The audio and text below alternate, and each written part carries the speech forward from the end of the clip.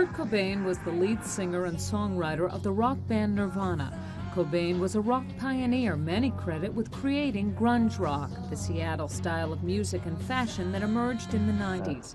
Cobain used a shotgun to end his life, a life that at 27 seemed securely locked in international star status. Nirvana's last album, In Utero, went platinum. Cobain's existence, however, was anything but Nirvana. Cobain was labeled a genius, an artist who spoke to his generation about their feelings of alienation. I know they're cleaned up.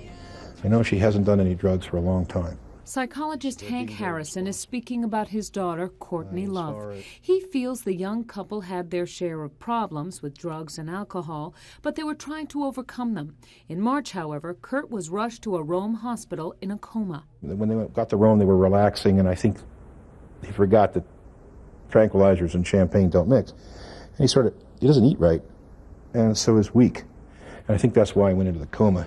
Harrison speculates that while Cobain was dealing with his drug abuse, he was also handling some family pressures. There's some family games going on that I can't talk about right now between Courtney's mother and his family's been very supportive. That may have been causing some factors involved there. Courtney Love is herself on the verge of superstardom. Her band, Hole, has an album due to be released shortly. She's also been featured on the cover of several magazines.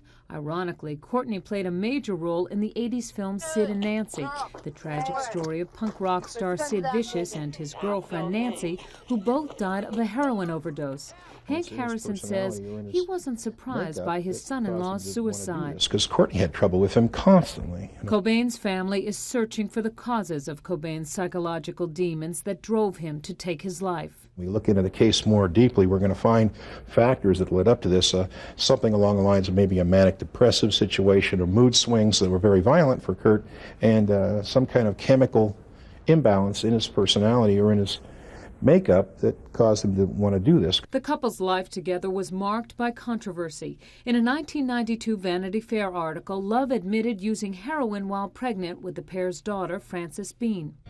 Some of the anger in Cobain's songs seemed to stem from his childhood in Aberdeen, Washington, a logging town where artists were outcasts. His parents were divorced and he ran away from home in 1984.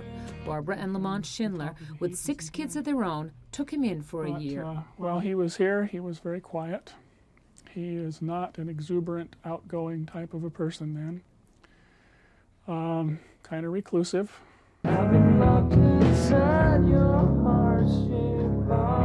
Cobain's music struck a chord with those who felt their own kind of pain. The message Courtney Love sent to her husband's fans was filled with angry profanities aimed at Kurt for killing himself.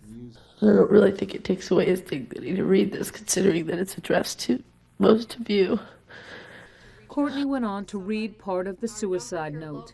I haven't felt the excitement of listening to as well as creating music, along with really writing something for too many years now. I feel guilty beyond words about these things. For example, when we're backstage and the lights go out and the manic roar of the crowd begins, it doesn't affect me the way. Hank Harrison has a fear that some of Kurt's fans and followers may get the wrong message from Cobain's suicide. And I really would like to appeal to all the young people that if they are getting depressed over Kurt's suicide, that's an individual case. I don't think people should overreact. There's some hotlines you can call. And if you need help, don't be alienated from adults like me. For every parent that's giving you a bad time right now, there's 25 people out there that dig you and are on your side. You should reach out and come out of the shell.